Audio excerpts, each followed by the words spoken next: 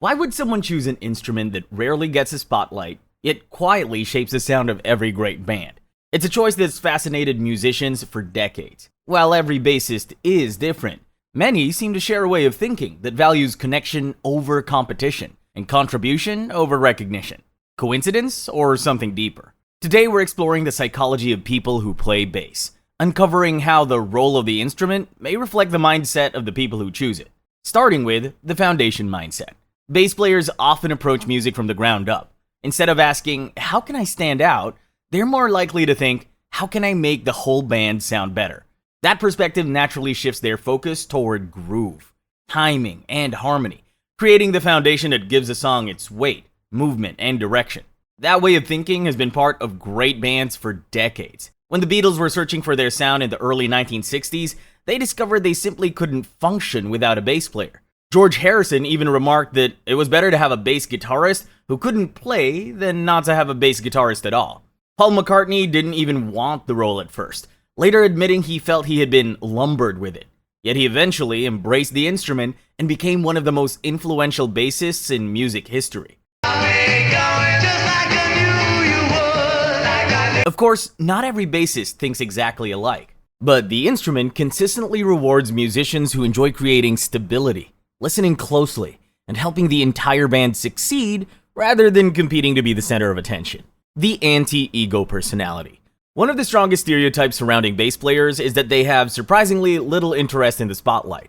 Among musicians, you'll often hear the bass described as the instrument for people who are willing to carry enormous responsibility with very little recognition. While the singer and guitarist naturally attract much of the audience's attention, the bassist is often content, knowing the song works because they helped hold it together. Many musicians who've played in bands for years describe bassists as calm, grounded, and remarkably easy to work with. Some barely move on stage, completely absorbed in the groove. Others are energetic performers, but even then, their attention stays fixed on the music rather than on competing for attention. They know their role is to strengthen the performance, not overpower it. Psychologists sometimes distinguish between having confidence and needing constant validation. They're not the same thing. Many bassists appear comfortable letting their work speak for itself, finding satisfaction in mastering their craft rather than constantly seeking recognition. That's very different from having no ego. It's confidence that isn't dependent on being the center of attention. The listener's mind. Experienced bass players often describe listening as their greatest skill. Unlike many instruments, bass demands constant awareness of what's happening around you. On a crowded stage, hearing your own instrument isn't always guaranteed. In heavier styles of music, the bass may barely come through the fold-back monitors, forcing players to rely on the drummer, the arrangement, and years of muscle memory to stay locked into the groove. That's why many professionals pay close attention to their monitoring setup.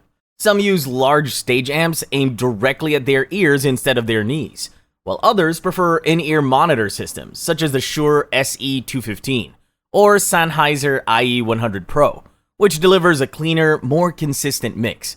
Many also boost the mids to help the bass cut through.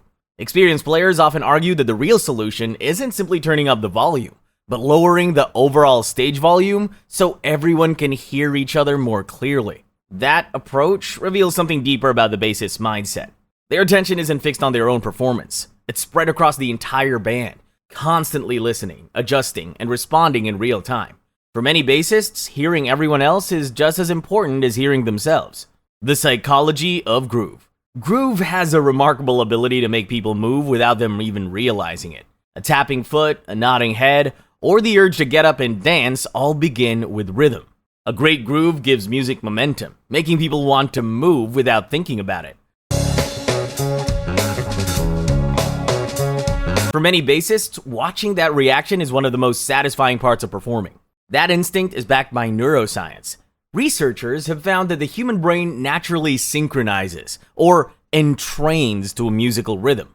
Studies from New York University and McMaster University suggest we're especially sensitive to low frequencies staying in time, helping explain why bass and drums form the rhythmic backbone of so many musical styles. Rhythmic music doesn't only activate the auditory cortex, it also engages areas of the brain involved in movement, creating what some researchers call pre-dancing. Many bassists sharpen their sense of groove by studying rhythm-driven genres such as funk, jazz, mambo, and cumbia. The thinking is simple. If the audience starts moving, the groove is working. Quiet confidence.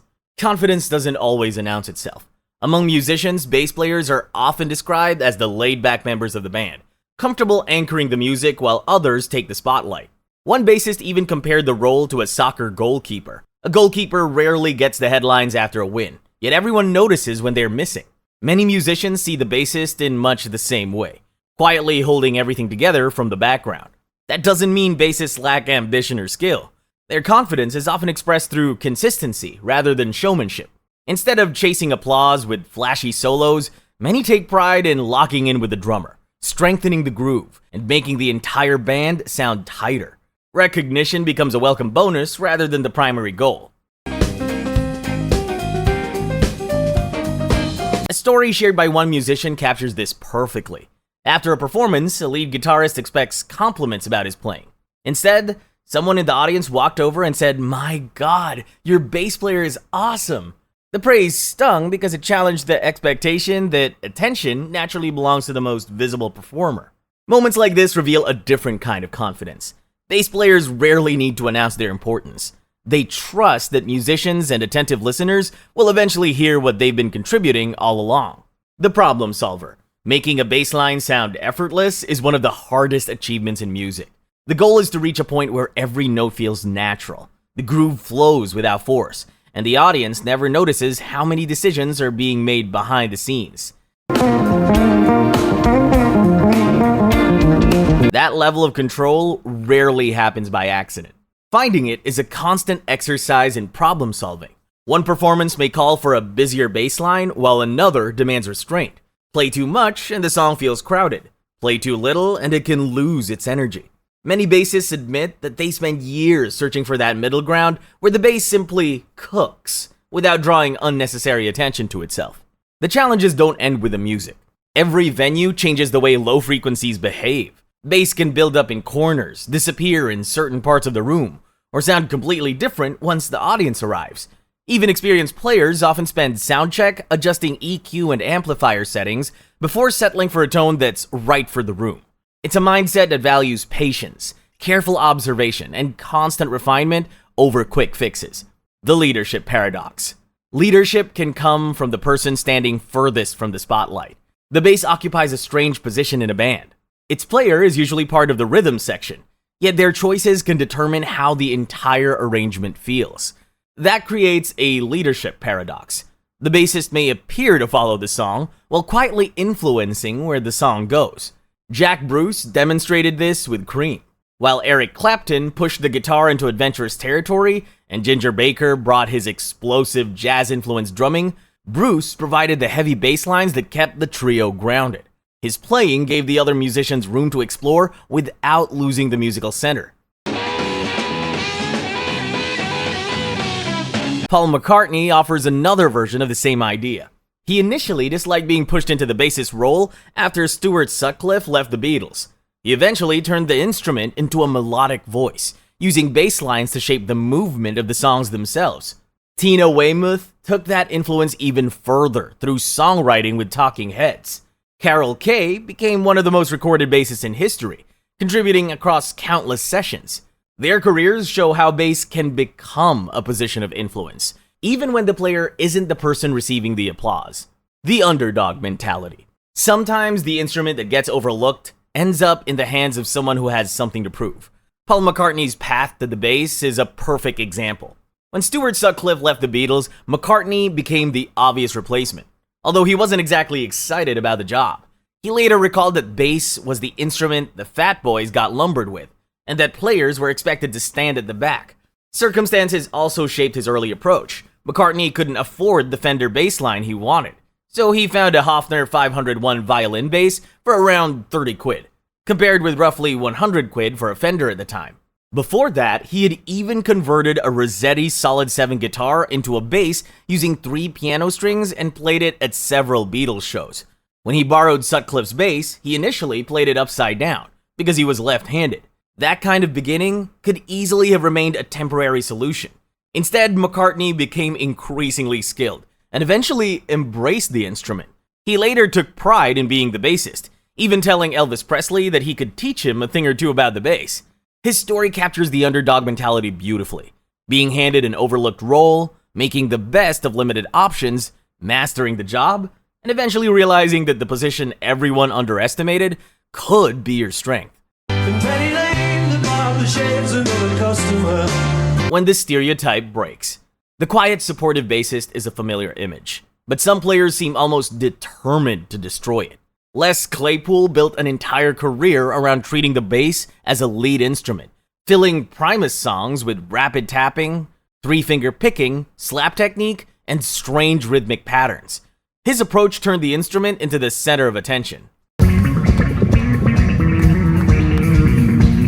John Entwistle took a similar path with The Who, matching Pete Townshend's guitar with an aggressive style that pushed the bass far beyond traditional rhythm section duties.